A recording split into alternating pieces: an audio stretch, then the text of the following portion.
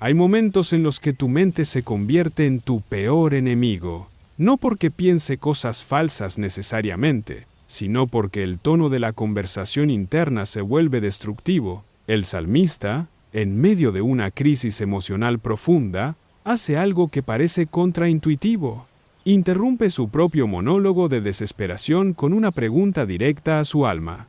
No es una pregunta retórica para el lector, es una intervención terapéutica en tiempo real. ¿Por qué te abates, oh alma mía? ¿Y por qué te turbas dentro de mí? Y luego, sin esperar respuesta, declara: espera en Dios, porque aún he de alabarle. Este versículo no es solo poesía hebrea, es un manual de supervivencia emocional que revela algo radical. Puedes hablarle a tu alma en lugar de solo escucharla. David, o quien sea el autor de este salmo, está lejos del templo, exiliado entre recuerdos de adoración colectiva y la realidad presente de soledad espiritual. Ha pasado los versículos anteriores describiendo su sed de Dios como un ciervo jadeante busca agua, pero aquí, en el versículo 5, cambia de registro. Deja de hablarle a Dios sobre su dolor y comienza a hablarle a su dolor sobre Dios. Esta no es resignación pasiva ni negación tóxica, es teología aplicada en el momento de mayor vulnerabilidad. El texto hebreo usa palabras que sugieren un alma literalmente encorvada o postrada, y otra que implica agitación violenta, como agua hirviendo, y en medio de ese caos interno, el salmista se convierte en su propio consejero, usando la esperanza no como sentimiento, sino como mandato. El versículo comienza con una pregunta doble que funciona como bisturí teológico: ¿por qué te abates, oh alma mía? ¿Y por qué te turbas dentro de mí? En hebreo, la palabra traducida como abates es shahaj, que literalmente significa inclinarse o encorvarse, la postura física de alguien aplastado por el peso. No es tristeza elegante, es colapso. La segunda palabra, turbas, viene de ama, un término que describe el rugido del mar, el murmullo de una multitud o el gruñido interno de angustia. El salmista no está describiendo melancolía poética, está nombrando un estado de agitación interna tan violento que necesita ser confrontado con palabras. Lo que hace esto teológicamente revolucionario es que el autor no le está hablando a Dios en este momento, le está hablando a su nefesh, su alma, su ser interior, su centro emocional y volitivo. En la antropología hebrea, el alma no es una entidad pasiva que simplemente experimenta emociones. Es un agente que puede ser dirigido, cuestionado, incluso reprendido. Esto contradice directamente la psicología moderna que nos dice: escucha tus emociones, como si fueran siempre fuentes confiables de verdad. El salmista hace lo opuesto, interroga a sus emociones, les exige que justifiquen su dominio sobre él. Nota el detalle que se pasa por alto. Usa dos preguntas cuando una hubiera bastado. ¿Por qué te abates? Podría haber sido suficiente, pero añade: ¿y por qué te turbas? Esto sugiere que está distinguiendo entre dos estados: el abatimiento, la postura de derrota, y la turbación, la agitación interna. Uno es estático, el otro dinámico. Uno es resignación, el otro es ansiedad. Al nombrar ambos, está haciendo un diagnóstico preciso de su condición emocional. No está diciendo: me siento mal. Está diciendo: estoy experimentando colapso estructural y caos interno simultáneamente. El contexto histórico amplifica esto. Los Salmos 42 y 43 originalmente eran uno solo, un lamento de alguien separado del templo, posiblemente durante el exilio o una crisis política. Para un israelita devoto, estar lejos del lugar de la presencia de Dios no era solo inconveniente geográfico, era crisis existencial. El templo era donde el cielo tocaba la tierra. Sin acceso a él, ¿dónde encontrar a Dios? Esta pregunta no es abstracta para el salmista, es la fuente de su colapso emocional. Pero aquí está la tensión teológica que prepara todo lo demás. Si Dios es omnipresente, ¿Por qué la ausencia del templo genera esta crisis? La respuesta revela algo profundo sobre la naturaleza humana. No solo necesitamos verdades teológicas correctas, necesitamos experiencias que confirmen esas verdades. El salmista sabe que Dios está en todas partes, pero su alma no lo siente, y en lugar de negar esa disonancia, la confronta directamente. ¿Qué cambia cuando reconoces que tu alma puede estar equivocada sobre lo que siente? Esta técnica de hablarle al alma no es única en este salmo. Aparece como un patrón en la literatura sapiencial hebrea, revelando una tradición teológica de autoconfrontación. En el Salmo 103, versículo 1, David declara: «Bendice, alma mía, al Señor, y bendiga todo mi ser su santo nombre». No está esperando que su alma sienta ganas de bendecir. Le está ordenando que lo haga. En el Salmo 116, versículo 7, el salmista dice: «Vuelve, oh alma mía, a tu reposo, porque el Señor te ha hecho bien». Nuevamente, el alma es tratada como un agente que puede ser redirigido, no solo como un receptor pasivo de emociones. Esto conecta con la sabiduría de Proverbios 4, versículo 23. Sobre toda cosa guardada, guarda tu corazón, porque de él mana la vida. El corazón, que en hebreo incluye mente, emociones y voluntad, no es algo que simplemente observas, es algo que vigilas activamente. La teología hebrea asume que eres responsable de la dirección de tu vida interior, no solo de tus acciones externas. Esto es radicalmente diferente de la cultura terapéutica moderna, que a menudo trata las emociones como hechos incuestionables en lugar de interpretaciones que pueden ser desafiadas. En el Nuevo Testamento, Pablo hace algo similar en 2 de Corintios 10, versículo 5, cuando habla de llevar cautivo todo pensamiento a la obediencia a Cristo. No dice: «Acepta todos tus pensamientos como válidos». Dice: «Captura los pensamientos rebeldes y somételos a una autoridad mayor». Es la misma lógica. Tu vida interior no es neutral. Puede ser aliada o enemiga de la verdad, y tú tienes agencia para determinar cuál será. Jesús mismo modela esto en Getsemaní. En Mateo 26, versículo 38, dice: «Mi alma está muy triste, hasta la muerte». Reconoce el estado de su alma, pero luego, en el versículo 39, ora: «Padre mío, si es posible, pase de mí esta copa, pero no sea como yo quiero, sino como tú». Su alma quiere una cosa, su voluntad elige otra. No niega la angustia de su alma, pero no le permite tener la última palabra. Lo que estas conexiones revelan es una teología de la agencia emocional. Dios no nos hizo como robots que solo ejecutan comandos, pero tampoco como hojas arrastradas por cualquier viento emocional. Nos dio la capacidad de observar nuestros propios estados internos, evaluarlos contra la verdad revelada y elegir qué voz tendrá autoridad. El salmista no está reprimiendo sus emociones, las está sometiendo a interrogatorio. ¿Tus emociones actuales están basadas en realidad o en percepción distorsionada, en verdad eterna o en circunstancia temporal? Esto implica algo incómodo. No todas tus emociones merecen ser obedecidas. Algunas merecen ser escuchadas, entendidas y luego corregidas. La diferencia entre sabiduría y necedad a menudo es la diferencia entre alguien que cuestiona sus emociones y alguien que las canoniza. Si esto es cierto, entonces gran parte de la espiritualidad no es sobre sentir las cosas correctas, sino sobre dirigir tu alma hacia la verdad correcta, incluso cuando no la siente. La segunda mitad del versículo es donde la teología se convierte en terapia.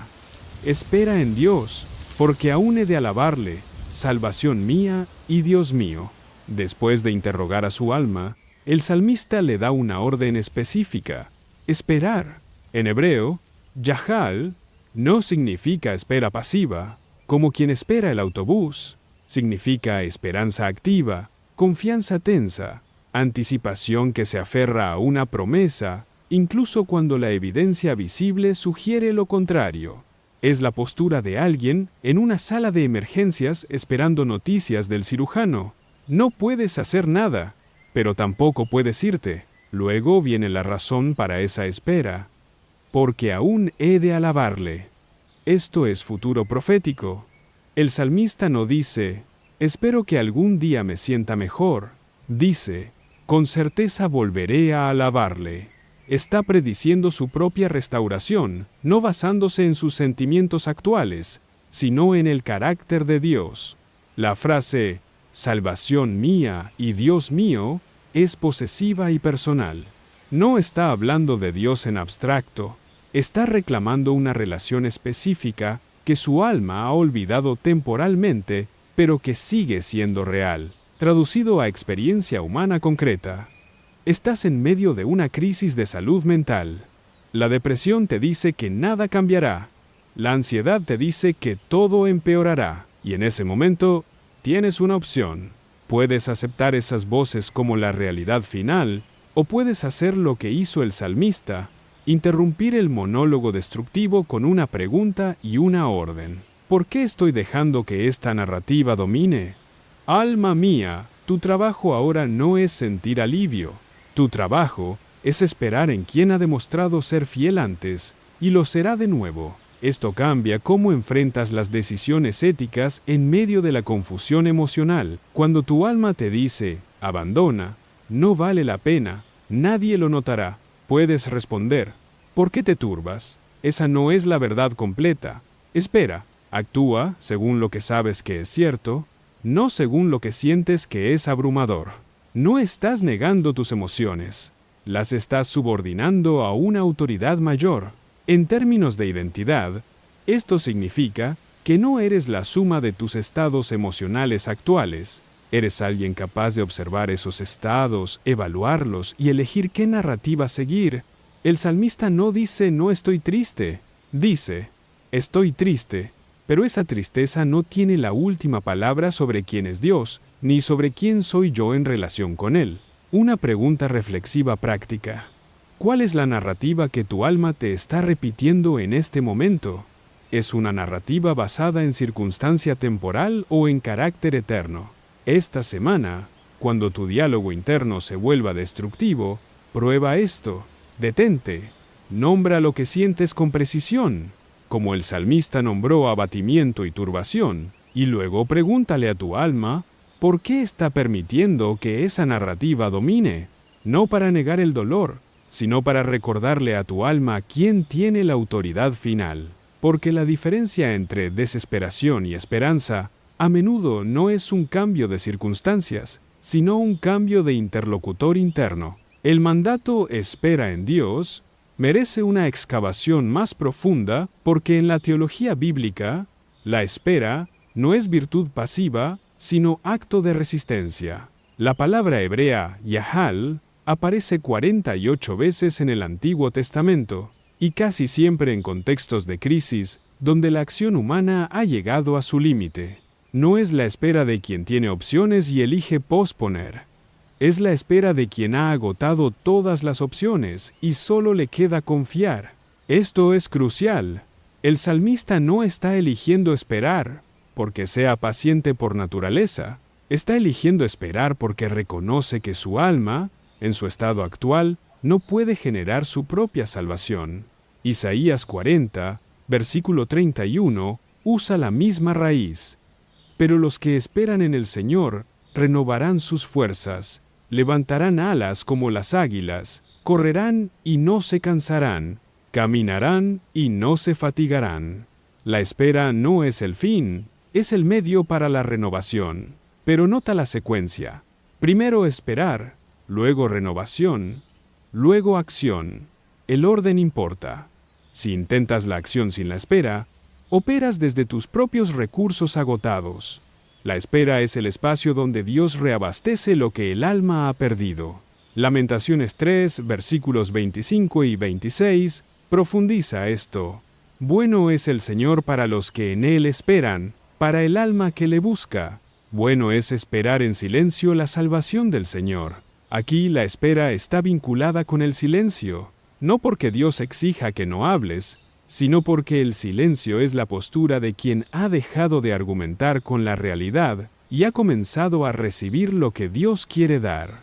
El salmista, en el Salmo 42, no está en silencio total. Está hablándole a su alma, después de todo, pero ha dejado de exigirle a Dios que cambie las circunstancias inmediatamente. En el Salmo 27, versículo 14, David escribe: «Espera en el Señor, esfuérzate, y aliéntese tu corazón». Sí, espera en el Señor. La repetición, espera, sugiere que esto no es un acto único, sino una disciplina continua. Y la frase intermedia, esfuérzate y aliéntese tu corazón, revela que la espera requiere coraje activo. No es colapso, es resistencia. Es decirle a tu alma: sé que quieres rendirte, pero vamos a mantenernos firmes un día más, una hora más, un momento más. El contraste teológico aquí es con la cultura de la gratificación inmediata, tanto antigua como moderna. En el mundo romano del primer siglo, la salvación se compraba con sacrificios, se ganaba con honor, se aseguraba con poder. En el mundo moderno, la salud mental se medica, se terapiza, se optimiza con técnicas. Nada de eso es inherentemente malo, pero el salmista está señalando algo que ninguna intervención humana puede proporcionar: la renovación que viene de esperar en quien es la fuente de vida misma. No estás esperando que tus circunstancias mejoren. Estás esperando que Dios se manifieste como quien siempre ha sido, incluso cuando tus circunstancias no cambien. ¿Qué pasaría si la espera misma fuera parte de la sanación, no solo el preludio a ella? La frase, «porque aún he de alabarle», introduce una dimensión profética que conecta este salmo con toda la narrativa bíblica de lamento y restauración. El salmista está haciendo una apuesta teológica, que su experiencia futura de alabanza es más cierta que su experiencia presente de desesperación. Esto no es pensamiento positivo, es memoria teológica aplicada al futuro. Está recordándole a su alma lo que Dios ha hecho antes y proyectando esa fidelidad hacia adelante. En el Salmo 22, David experimenta algo similar. Los versículos 1 al 21 son lamento puro. Dios mío, ¿por qué me has desamparado? Pero en el versículo 22 cambia abruptamente. Anunciaré tu nombre a mis hermanos. En medio de la congregación te alabaré. No hay explicación de qué cambió. Las circunstancias siguen siendo las mismas. Lo que cambió fue la decisión de David de profetizar su propia restauración basándose en el carácter de Dios, no en su estado emocional actual. Job hace algo parecido en el capítulo 13, versículo 15. Aunque él me mate, en él esperaré. Y luego en el capítulo 19, versículos 25 al 27, yo sé que mi Redentor vive, y al fin se levantará sobre el polvo, y después de deshecha esta mi piel, en mi carne he de ver a Dios. Job no tiene evidencia visible de que Dios lo restaurará. Ha perdido todo, pero profetiza su propia vindicación futura porque conoce el carácter de Dios. En el Nuevo Testamento, Pablo hace lo mismo en 2 de Corintios 4, versículos 16 al 18. Por tanto, no desmayamos. Antes, aunque nuestro hombre exterior se va desgastando, el interior, no obstante, se renueva de día en día, porque esta leve tribulación momentánea produce en nosotros un cada vez más excelente y eterno peso de gloria, no mirando nosotros las cosas que se ven, sino las que no se ven. Pablo está entrenando su alma para valorar lo invisible sobre lo visible, lo eterno sobre lo temporal. Es la misma técnica del salmista. Redirigir la atención del alma desde la crisis presente hacia la realidad más profunda. Hebreos 11, versículo 1, define la fe como la certeza de lo que se espera, la convicción de lo que no se ve. Esto es exactamente lo que el salmista está ejercitando. No ve la restauración todavía, no siente alivio todavía, pero tiene certeza de que vendrá, porque conoce a quien ha prometido. La fe no es creer que tus circunstancias mejorarán. Es creer que Dios es quien dice ser, independientemente de tus circunstancias. Lo que todas estas conexiones revelan es una teología de la esperanza como acto de voluntad informado por la memoria. No esperas porque te sientes optimista, esperas porque recuerdas quién ha sido Dios en el pasado y confías en que su carácter no ha cambiado. El salmista no dice, espero sentirme mejor pronto, dice, aún he de alabarle. Una declaración de certeza basada no en pronóstico emocional, sino en conocimiento de Dios. Esto transforma la esperanza de un sentimiento frágil a una decisión robusta. Si tu esperanza depende de cómo te sientes, colapsará con tu primer mal día. Si tu esperanza depende de quién es Dios, puedes soportar años de oscuridad. La aplicación de esta teología de la espera profética es donde lo abstracto se vuelve urgentemente práctico. Cuando enfrentas una temporada donde Dios parece ausente, donde tus oraciones parecen rebotar en el techo, donde tu alma está convencida de que nada cambiará, tienes dos opciones narrativas. Puedes aceptar la narrativa de tu alma como la realidad final, o puedes hacer lo que hizo el salmista, profetizar tu propia restauración basándote en el carácter de Dios. Esto cambia cómo enfrentas la depresión clínica o la ansiedad crónica.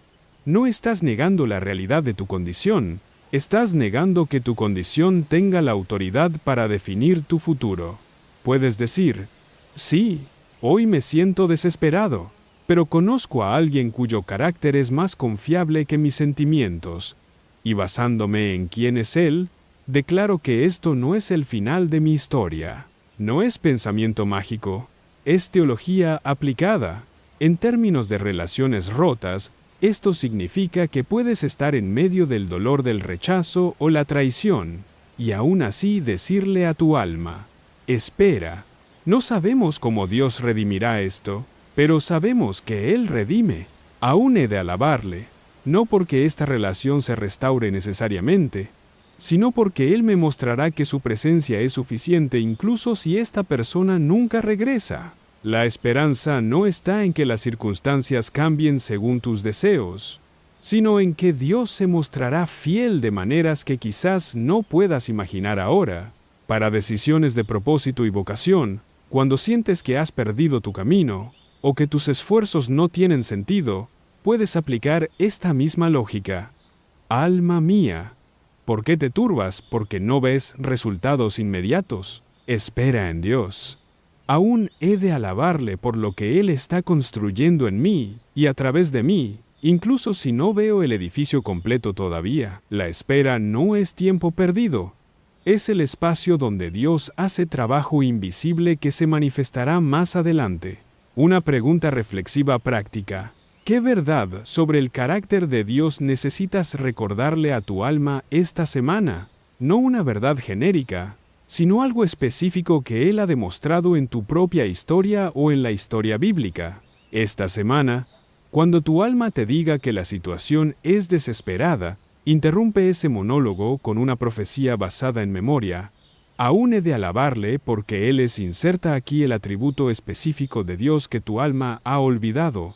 Escríbelo si es necesario, repítelo en voz alta, no para manipular tus emociones, sino para recordarle a tu alma quién tiene la última palabra, porque la diferencia entre hundirte y mantenerte a flote a menudo no es la ausencia de la tormenta, sino la presencia de un ancla que tu alma ha olvidado que existe.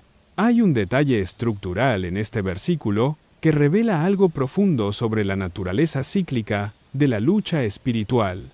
Este mismo estribillo se repite 3 veces en los Salmos 42 y 43. Aparece en el versículo 5 del Salmo 42, en el versículo 11 del mismo Salmo, y nuevamente en el versículo 5 del Salmo 43. Esta repetición no es accidente literario ni falta de creatividad del poeta, es una representación honesta de cómo funciona realmente la batalla por la esperanza. No es una victoria única y permanente, sino una serie de confrontaciones que debes ganar una y otra vez. Entre la primera y la segunda repetición del estribillo, el salmista vuelve a caer en el lamento. Describe cómo sus enemigos se burlan de él preguntando, ¿dónde está tu Dios? Describe cómo recuerda los días cuando iba con la multitud al templo, guiando la procesión con cantos de alegría. Y luego, como si su alma hubiera olvidado la conversación anterior, tiene que repetir todo el proceso. ¿Por qué te abates, oh alma mía? Es como si estuviera diciendo, ya hablamos de esto. ¿Por qué estamos aquí otra vez? Esto es teológicamente crucial porque desmantela la expectativa de que la madurez espiritual significa nunca volver a luchar con las mismas batallas. El salmista no está retrocediendo espiritualmente porque tiene que darse el mismo discurso 3 veces. Está demostrando que la fidelidad a veces se parece a la repetición, no a la novedad. Cada vez que tu alma cae en el abatimiento, y cada vez que tienes que recordarle las mismas verdades, no estás fallando. Estás siendo fiel al proceso que Dios diseñó para formar perseverancia. Santiago 1, versículos 2 al 4, captura esta lógica. Hermanos míos, tened por sumo gozo cuando os halléis en diversas pruebas, sabiendo que la prueba de vuestra fe produce paciencia. Mas tenga la paciencia su obra completa, para que seáis perfectos y cabales, sin que os falte cosa alguna. La palabra griega para paciencia, hipomoné, significa literalmente permanecer bajo. No es la capacidad de evitar el peso, es la capacidad de seguir de pie mientras el peso permanece. El salmista está bajo el peso de la desesperación, y su fidelidad no consiste en quitarse el peso de encima inmediatamente, sino en seguir hablándole a su alma mientras el peso sigue ahí. En 1 de Pedro 5, versículo 10, Pedro escribe, «Mas el Dios de toda gracia, que nos llamó a su gloria eterna en Cristo, después que hayáis padecido un poco de tiempo, Él mismo os perfeccione, afirme, fortalezca y establezca». La frase, «después que hayáis padecido un poco de tiempo», asume que el sufrimiento tiene duración, no es instantáneo, y durante esa duración tendrás que aplicar las mismas verdades repetidamente, no porque las verdades sean insuficientes, sino porque tu alma es olvidadiza.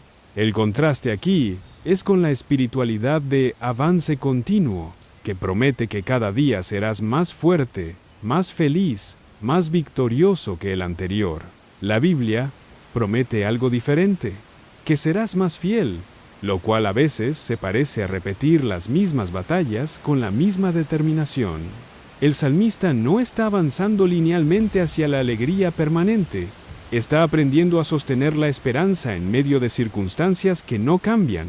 ¿Qué pasaría si la madurez espiritual no se midiera por cuántas batallas nuevas enfrentas, sino por cuántas veces estás dispuesto a pelear la misma batalla con la misma convicción? La repetición del estribillo también revela algo sobre la naturaleza de la memoria teológica y por qué es tan difícil de mantener. Entre cada repetición, el salmista describe experiencias que erosionan su esperanza, el recuerdo doloroso de tiempos mejores, las burlas de los enemigos, la sensación de que Dios lo ha olvidado. Cada una de estas experiencias tiene el poder de borrar temporalmente lo que su alma acaba de aprender. Esto conecta con un patrón bíblico más amplio. El pueblo de Dios olvida constantemente quién es Dios, incluso después de experimentar su fidelidad. En Deuteronomio 8, versículos 2 al 3, Moisés le recuerda a Israel, «Y te acordarás de todo el camino por donde te ha traído el Señor tu Dios estos 40 años en el desierto, para afligirte, para probarte, para saber lo que había en tu corazón, si habías de guardar o no sus mandamientos, y te afligió, y te hizo tener hambre, y te sustentó con maná, para hacerte saber que no solo de pan vivirá el hombre, mas de todo lo que sale de la boca del Señor vivirá el hombre». Dios alimentó a Israel con maná durante 40 años, y aún así, en múltiples ocasiones, el pueblo se quejó de que Dios los había abandonado. La memoria teológica es frágil. En el Salmo 78, el salmista Asaf dedica 72 versículos a recitar la historia de la infidelidad de Israel. cómo Dios los liberó de Egipto, dividió el mar, los alimentó en el desierto, y aún así, volvieron atrás y tentaron a Dios, y provocaron al Santo de Israel. No se acordaron de su mano, del día que los redimió de la angustia. El versículo 42 es devastador. No se acordaron de su mano. La raíz del problema no era falta de evidencia de la fidelidad de Dios, era falta de memoria activa. En el Nuevo Testamento, Jesús instituye la Cena del Señor con las palabras: «Haced esto en memoria de mí». Lucas 22, versículo 19. No porque los discípulos fueran a olvidar que Jesús existió, sino porque iban a olvidar lo que su muerte significaba en medio de sus propias crisis. La repetición ritual es un reconocimiento de que la memoria teológica requiere mantenimiento constante. No es suficiente aprender una verdad una vez. Tienes que reaprenderla en cada nuevo contexto de sufrimiento. Segunda de Pedro 1, versículos 12 al 13, es explícito sobre esto. Por esto, yo no dejaré de recordaros siempre estas cosas, aunque vosotros las sepáis. Estáis confirmados en la verdad presente, pues tengo por justo, en tanto que estoy en este cuerpo, el despertaros con amonestación.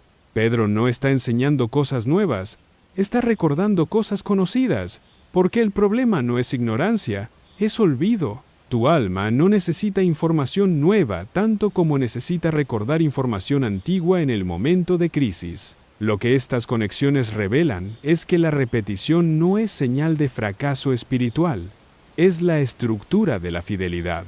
El salmista tiene que repetir su estribillo porque su alma sigue olvidando. Israel tuvo que celebrar la Pascua cada año porque cada generación necesitaba recordar.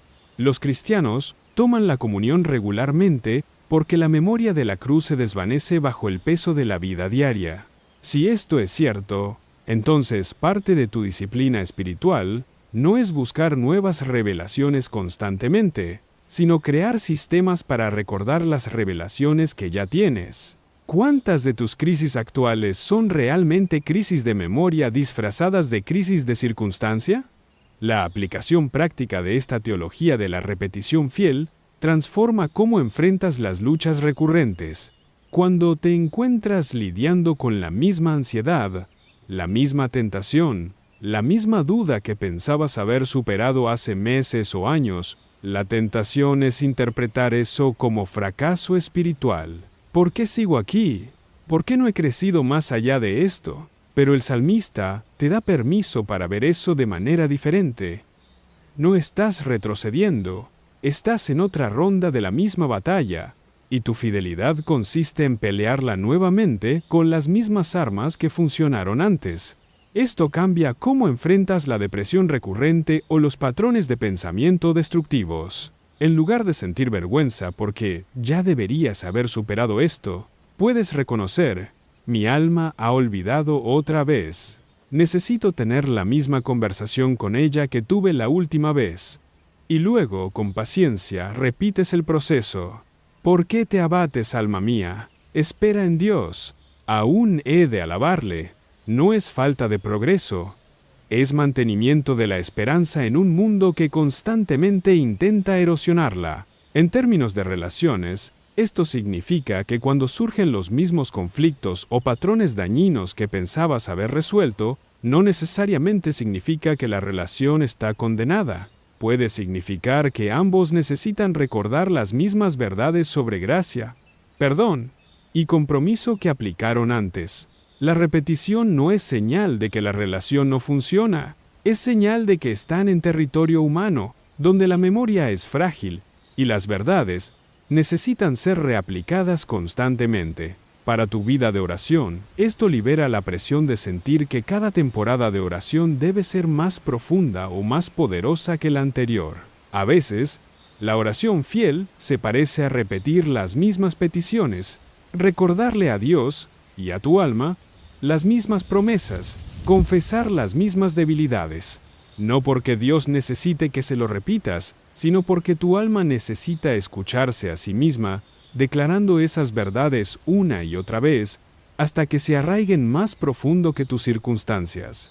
Una acción concreta para esta semana: identifica una verdad teológica que tu alma sigue olvidando. Puede ser: Dios no me ha abandonado, o mi valor no depende de mi desempeño, o esta temporada difícil no durará para siempre. Escríbela en un lugar donde la veas diariamente. Y cada vez que tu alma caiga en el abatimiento, no te castigues por estar ahí otra vez. Simplemente repite el proceso. Pregúntale a tu alma por qué se abate, y luego recuérdale la verdad que sigue olvidando. Hazlo tantas veces como sea necesario, porque la fidelidad no siempre se parece a la victoria dramática. A veces se parece a la repetición paciente de la misma conversación con tu alma hasta que finalmente, después de la 10ª o 100ª repetición, la verdad se arraiga tan profundo que tu alma la recuerda incluso en la oscuridad. Hay una dimensión comunitaria en este salmo que fácilmente se pasa por alto cuando lo leemos como texto devocional individual. El salmista no solo extraña a Dios, extraña la experiencia de adorar a Dios con otros.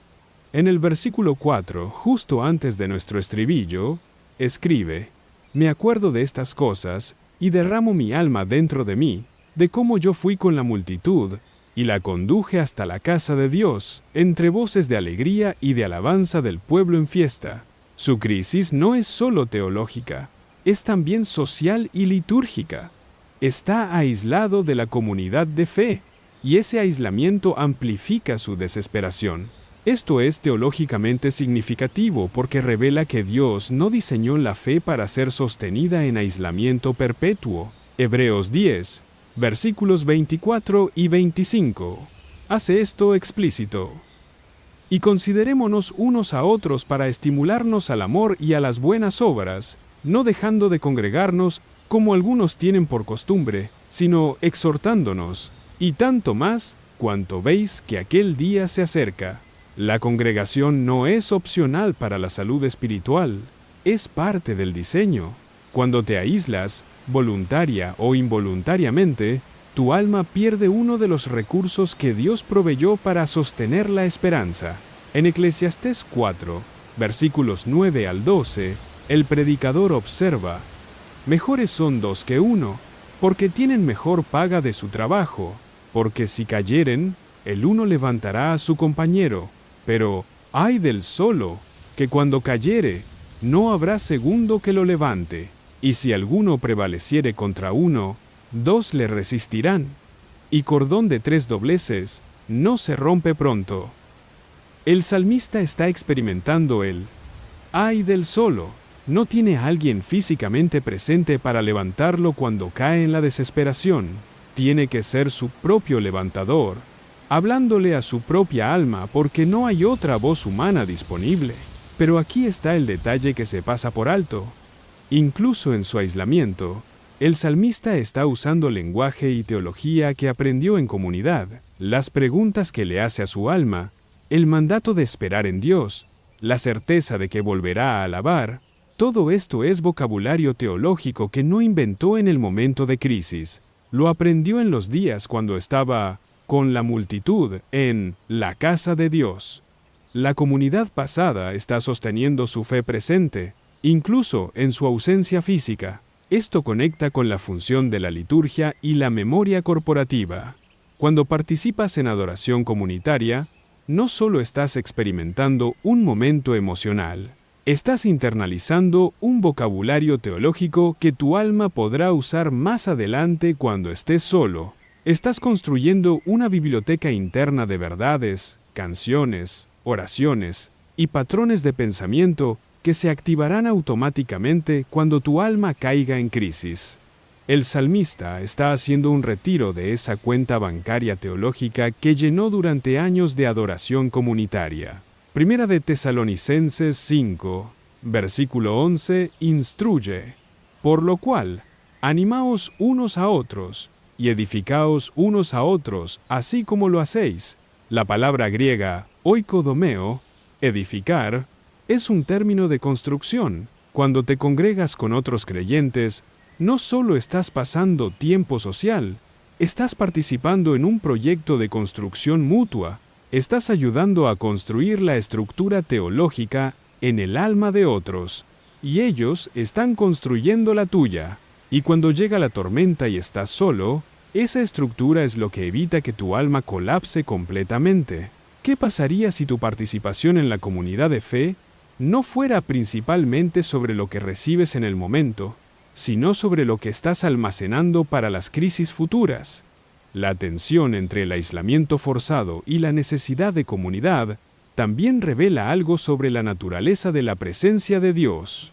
El salmista está físicamente lejos del templo, el lugar donde la teología israelita ubicaba la presencia especial de Dios, pero al hablarle a su alma sobre Dios, está descubriendo algo que la teología desarrollará más plenamente más adelante, que Dios no está confinado al templo, puede ser encontrado incluso en el exilio, incluso en la soledad, incluso cuando todos los marcadores externos de su presencia están ausentes. Esto anticipa lo que Jesús dirá en Juan 4, versículos 23 y 24, a la mujer samaritana. Mas la hora viene, y ahora es, cuando los verdaderos adoradores adorarán al Padre en espíritu y en verdad, porque también el Padre tales adoradores busca que le adoren. Dios es espíritu, y los que le adoran, en espíritu y en verdad, es necesario que adoren. La adoración ya no está atada a un lugar geográfico. El templo era una pedagogía temporal para enseñar que Dios habita con su pueblo, pero el objetivo final era que el pueblo aprendiera a encontrar a Dios en cualquier lugar.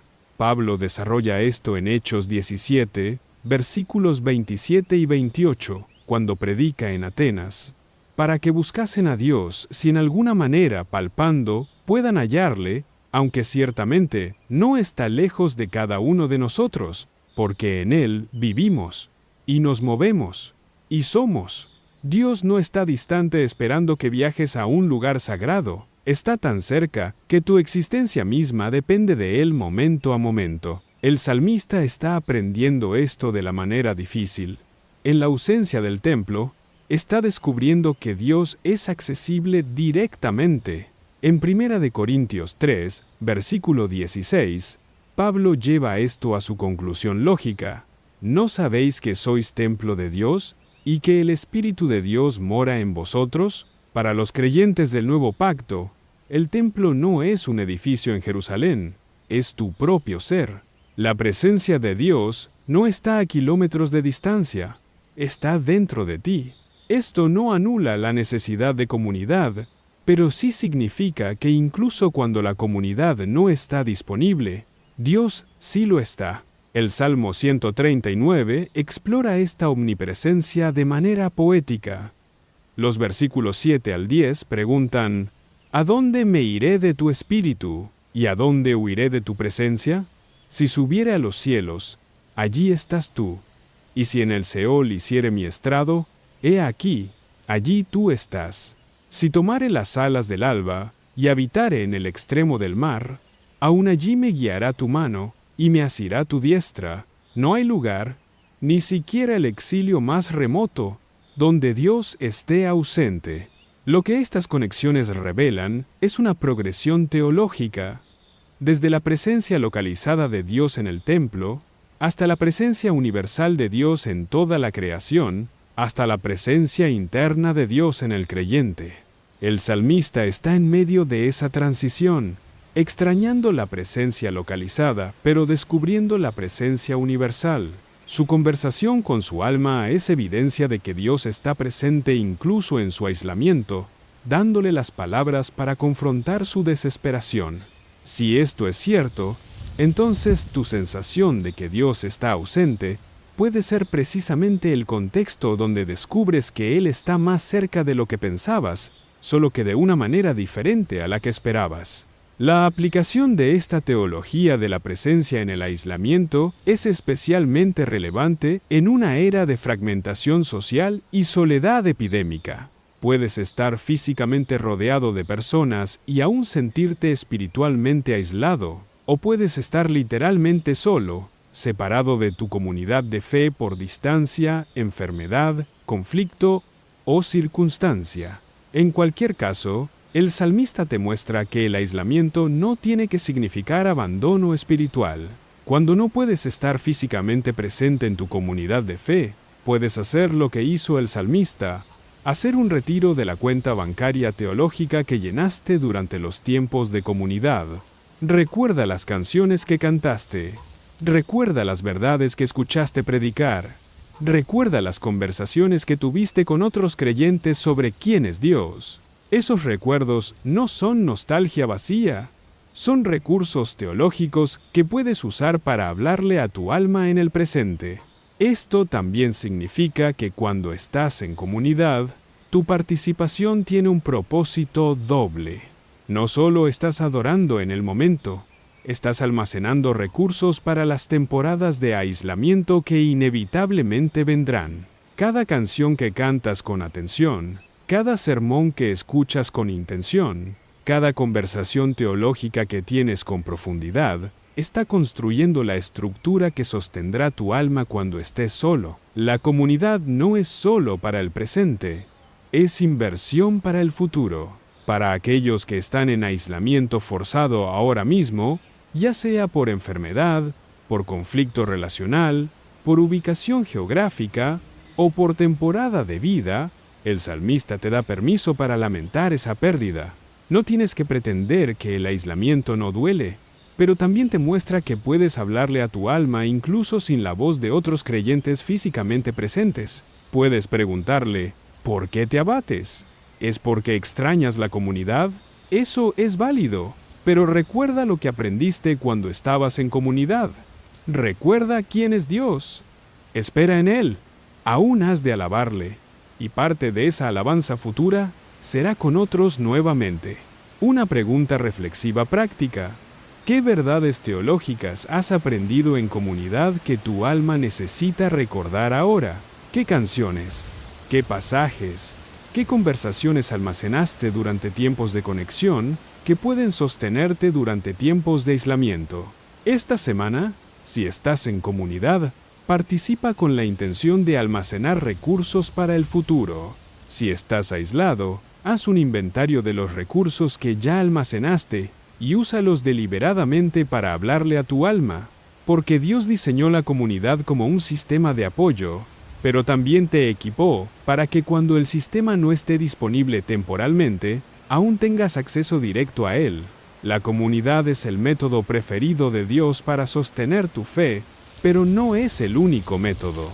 Y en las temporadas donde no está disponible, descubrirás que Él mismo es suficiente, incluso cuando desearías que no tuviera que serlo. Hay una dimensión del sufrimiento en este salmo que merece atención teológica cuidadosa. El salmista no está sufriendo por consecuencias de su propio pecado, sino aparentemente sin razón clara.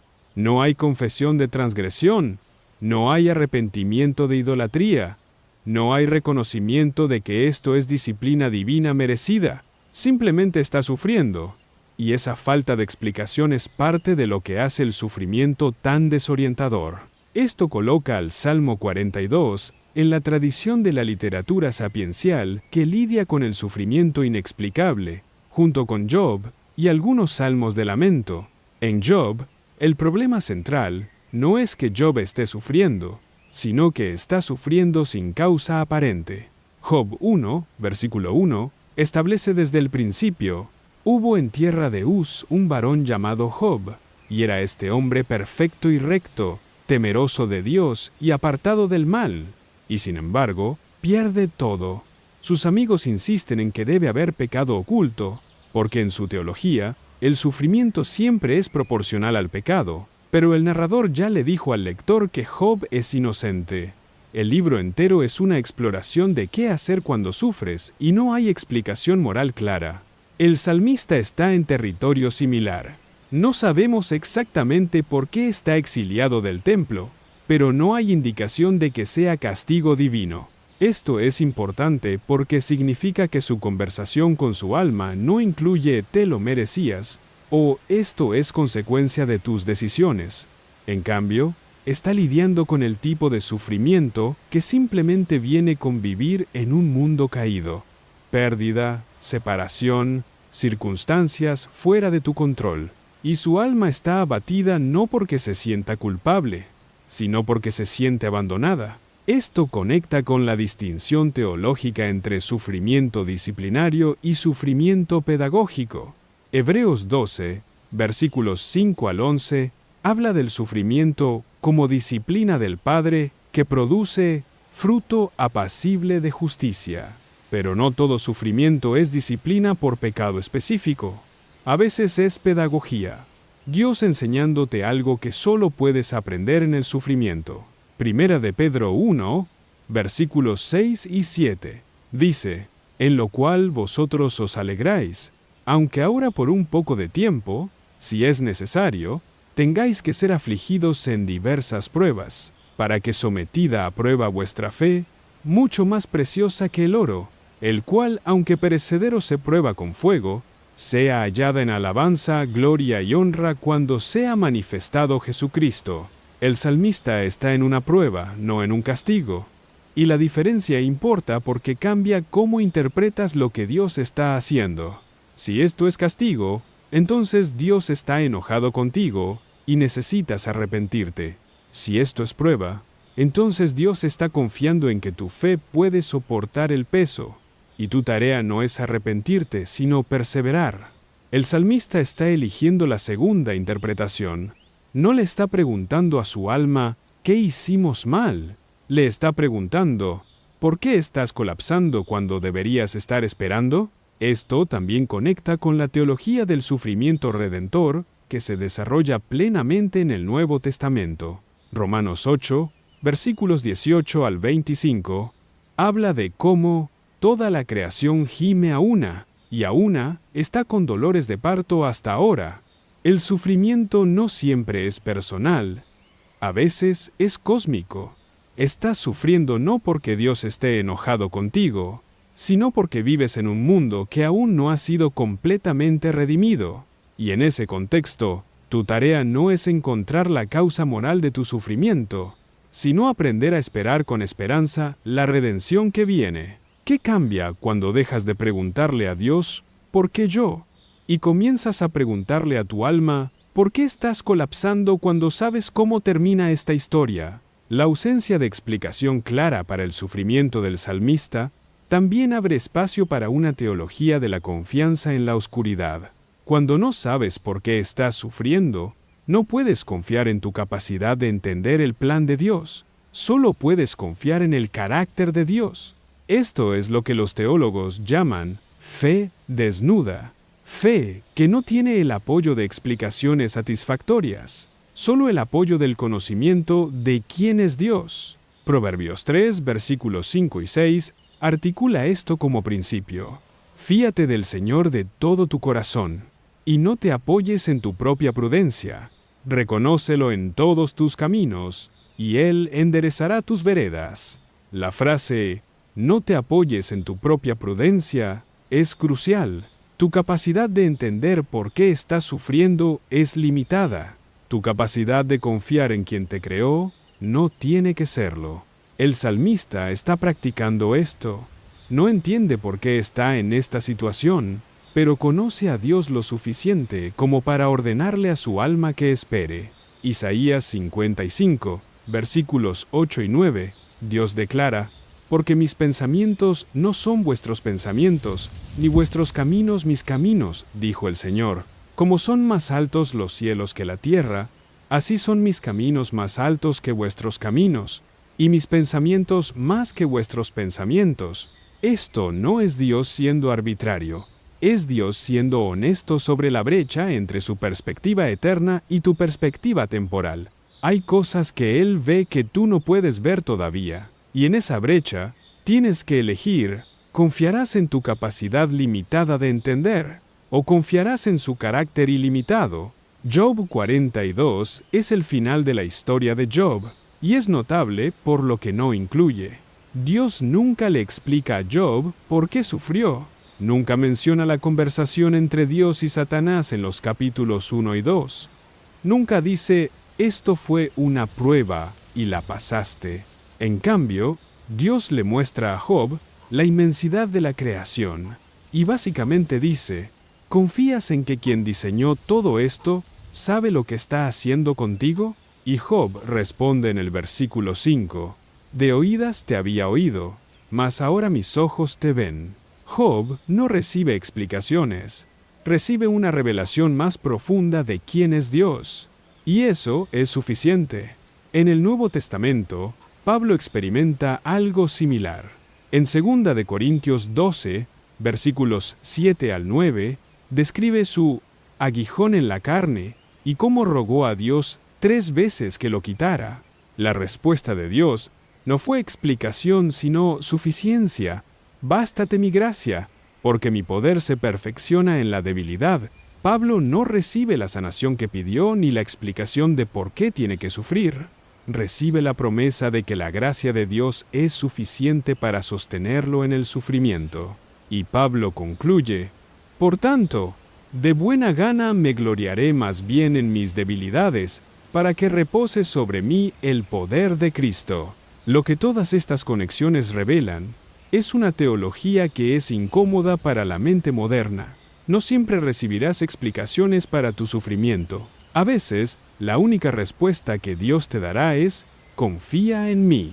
Y en esos momentos, tu alma tendrá que elegir entre exigir explicaciones que no vienen o esperar en quien ha demostrado ser digno de confianza, incluso cuando no entiendes su plan. El salmista está eligiendo lo segundo. No sabe por qué está sufriendo, pero sabe quién es Dios. Y está apostando todo en que ese conocimiento es suficiente. Si esto es cierto, entonces parte de la madurez espiritual es aprender a estar en paz con no tener todas las respuestas, siempre y cuando tengas al que es la respuesta. La aplicación de esta teología de confianza sin explicación es donde la fe se vuelve más costosa y más real. Cuando enfrentas sufrimiento que no tiene sentido, que no puedes rastrear hasta una causa clara, que no encaja en ninguna narrativa ordenada de causa y efecto, tienes 2 opciones. Puedes exigirle a Dios explicaciones y amargarte cuando no las recibes, o puedes hacer lo que hizo el salmista, reconocer que no entiendes, pero elegir confiar de todos modos. Esto cambia cómo enfrentas enfermedades crónicas sin diagnóstico claro, pérdidas que parecen sin sentido, relaciones que se desintegran sin razón obvia. En lugar de consumir toda tu energía tratando de encontrar la explicación moral o la lección espiritual, puedes simplemente reconocer, no sé por qué estoy aquí, pero conozco a quien me sostiene aquí, y voy a elegir esperar en él, incluso sin entender su plan. No es resignación pasiva, es confianza activa en medio de la confusión. Para decisiones éticas en medio de la incertidumbre, esto significa que no siempre tendrás claridad perfecta sobre por qué Dios permite ciertas circunstancias o qué está tratando de enseñarte, pero puedes actuar con integridad, basándote en lo que sí sabes sobre su carácter, que es bueno, que es fiel, que no te ha abandonado incluso cuando se siente como si lo hubiera hecho. Puedes decirle a tu alma, no entendemos esto, pero sabemos que Dios es digno de confianza. Así que vamos a actuar según ese conocimiento, no según nuestros sentimientos de confusión. En términos de identidad, esto te libera de la presión de tener que encontrar significado redentor en cada experiencia dolorosa. A veces, el sufrimiento simplemente es sufrimiento. No siempre hay una lección clara, un propósito obvio, una razón que puedas articular. Y está bien, tu identidad no depende de tu capacidad de entender el plan de Dios. Depende de tu relación con Dios mismo. Puedes ser alguien que sufre sin explicación y aún así ser alguien profundamente amado y sostenido por Dios. Una pregunta reflexiva práctica. ¿Qué sufrimiento en tu vida has estado tratando de explicar, de encontrarle sentido, de encajar en una narrativa ordenada? ¿Qué pasaría si dejaras de buscar la explicación y simplemente eligieras confiar en el carácter de Dios en medio de la confusión? Esta semana, cuando tu mente comience a girar tratando de entender por qué Dios permite algo, interrumpe ese proceso, no porque las preguntas sean malas, sino porque a veces la búsqueda obsesiva de explicaciones es una forma de evitar el trabajo más difícil de simplemente confiar. Dile a tu alma, no entendemos esto, y está bien no entender. Nuestra tarea no es entender todo. Nuestra tarea es esperar en quien entiende todo. Aún hemos de alabarle, no porque finalmente entendamos su plan, sino porque finalmente veremos que su carácter nunca cambió, incluso cuando nuestras circunstancias no tenían sentido. Porque la diferencia entre fe madura y fe inmadura a menudo no es cuántas respuestas tienes, sino cuán cómodo estás confiando en Dios en la ausencia de respuestas. Y esa comodidad no viene naturalmente, viene de elegir, una y otra vez, esperar en Dios incluso cuando tu alma exige explicaciones que no vienen. Hay una última dimensión de este versículo que merece exploración: la naturaleza de la alabanza futura que el salmista profetiza. Aún he de alabarle, no es solo una predicción de que sus circunstancias mejorarán, y entonces se sentirá feliz otra vez. Es una declaración de que la alabanza misma será diferente, más profunda, más informada por el sufrimiento que está atravesando ahora. La alabanza que viene después del lamento no es la misma que la alabanza que nunca ha sido interrumpida. Tiene una textura diferente, un peso diferente, una autenticidad diferente. Esto conecta con un patrón bíblico donde el sufrimiento produce una capacidad aumentada para la adoración.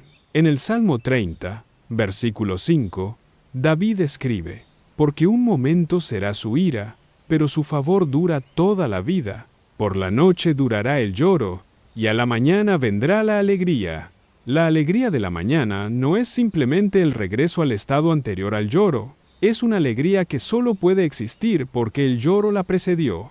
Es alegría informada por contraste, alegría que sabe lo que es la oscuridad y por lo tanto aprecia la luz de manera diferente.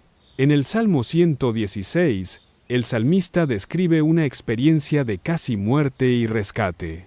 Versículos 3 y 4. Me rodearon ligaduras de muerte, me encontraron las angustias del Seol, angustia y dolor había yo hallado. Entonces invoqué el nombre del Señor, diciendo: «Oh Señor, libra ahora mi alma». Y luego, en los versículos 12 y 13, ¿qué pagaré al Señor por todos sus beneficios para conmigo? Tomaré la copa de la salvación e invocaré el nombre del Señor. La adoración que surge de la liberación tiene una gratitud que la adoración sin crisis nunca puede tener. Esto es lo que los teólogos llaman alabanza informada por el lamento. No es alabanza ingenua que nunca ha cuestionado, nunca ha dudado, nunca ha luchado. Es alabanza que ha pasado por el valle de sombra de muerte y ha descubierto que Dios estaba allí también. Es alabanza que puede decir con Job: «Aunque Él me mate, en Él esperaré», y realmente significarlo, porque ya ha estado en el borde de la desesperación y ha encontrado que Dios es fiel incluso allí. En el Nuevo Testamento, Santiago 1, versículo 2, instruye: «Hermanos míos, tened por sumo gozo cuando os halléis en diversas pruebas». No dice tened gozo porque las pruebas son agradables, sino tened gozo cuando os halléis en pruebas, reconociendo que las pruebas producen algo valioso. Versículo 4. Mas tenga la paciencia su obra completa, para que seáis perfectos y cabales, sin que os falte cosa alguna. El sufrimiento, cuando es procesado correctamente, produce una madurez que no puede venir de ninguna otra manera. Pedro hace algo similar en 1 de Pedro 1, versículos 6 y 7, en lo cual vosotros os alegráis, aunque ahora por un poco de tiempo, si es necesario, tengáis que ser afligidos en diversas pruebas, para que sometida a prueba vuestra fe, mucho más preciosa que el oro, el cual, aunque perecedero se prueba con fuego, sea hallada en alabanza, gloria y honra cuando sea manifestado Jesucristo. La fe probada por el fuego tiene un valor que la fe no probada no puede tener, y esa fe probada produce una alabanza que tiene profundidad que la alabanza no probada no puede alcanzar. Lo que el salmista está profetizando, entonces, no es simplemente que volverá a estar feliz, está profetizando que su capacidad de alabar será transformada por lo que está atravesando ahora. La alabanza futura incluirá la memoria del sufrimiento presente, y esa memoria no la debilitará, sino que la enriquecerá. Podrá alabar a Dios no solo por ser bueno en los buenos tiempos, sino por ser fiel en los tiempos oscuros. ¿Qué pasaría si el sufrimiento que estás atravesando ahora no es un obstáculo para tu adoración futura, sino la preparación para una adoración más profunda de la que eres capaz ahora? Esta teología de la alabanza, transformada por el sufrimiento, también revela algo sobre la naturaleza de la esperanza cristiana. No es esperanza de que todo será fácil, sino esperanza de que todo será redimido. Romanos 8, versículo 28, promete: y sabemos que a los que aman a Dios, todas las cosas les ayudan a bien. Esto es, a los que conforme a su propósito son llamados. No dice que todas las cosas son buenas, dice que todas las cosas ayudan a bien. Hay una diferencia crucial.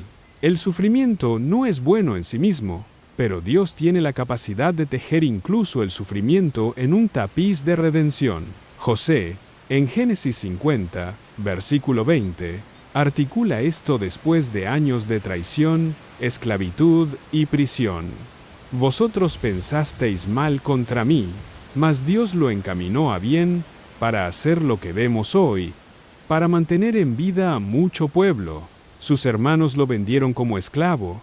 Eso fue mal, pero Dios usó ese mal para posicionar a José, donde podría salvar a su familia del hambre.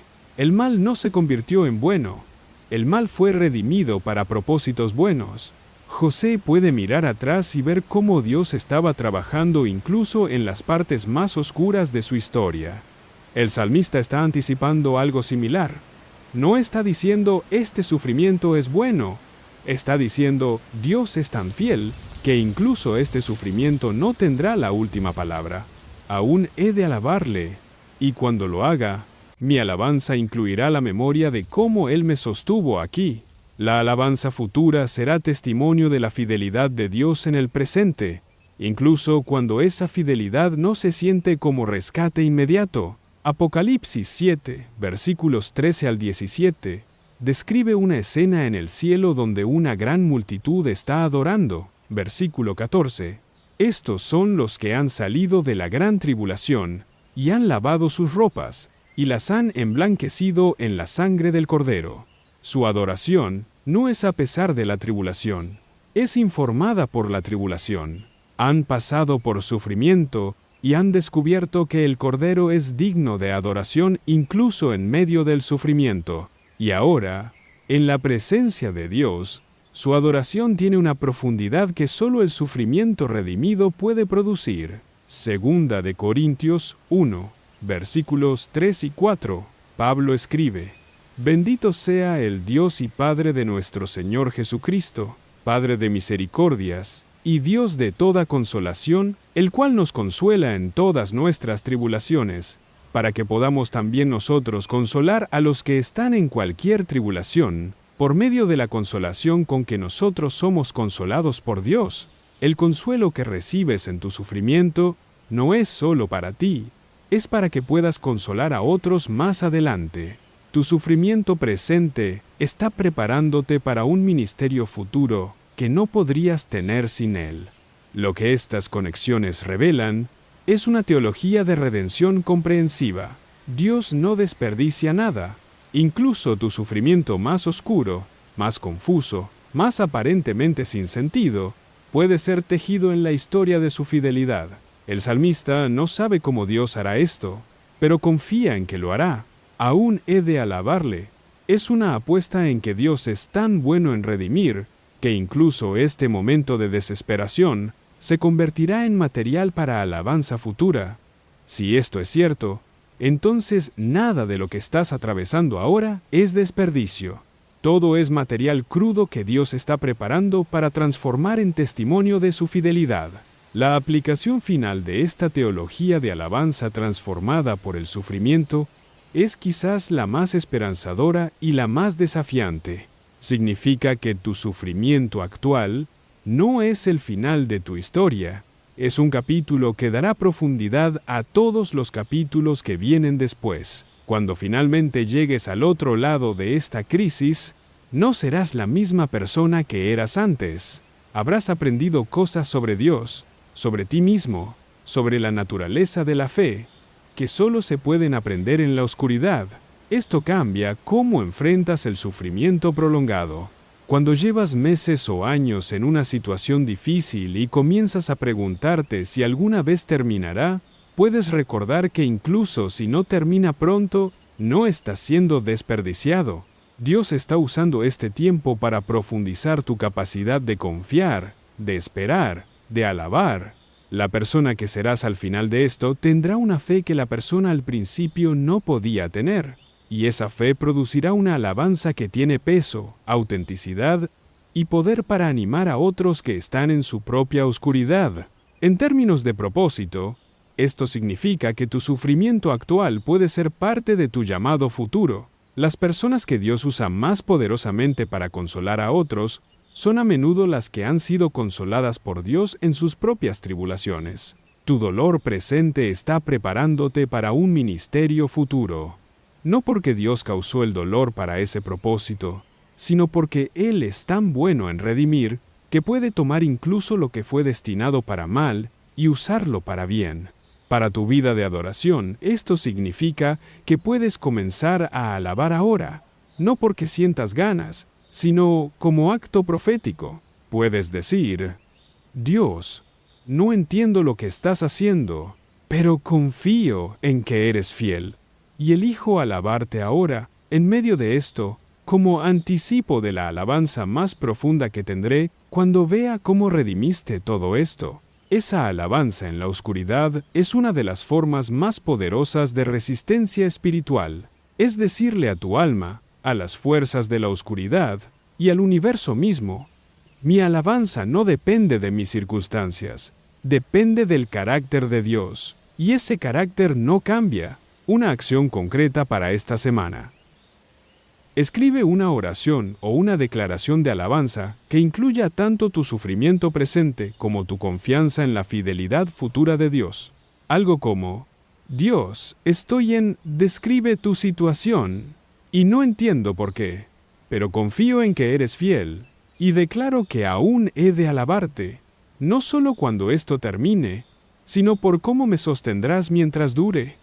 Estoy eligiendo creer que este capítulo oscuro se convertirá en testimonio de tu fidelidad.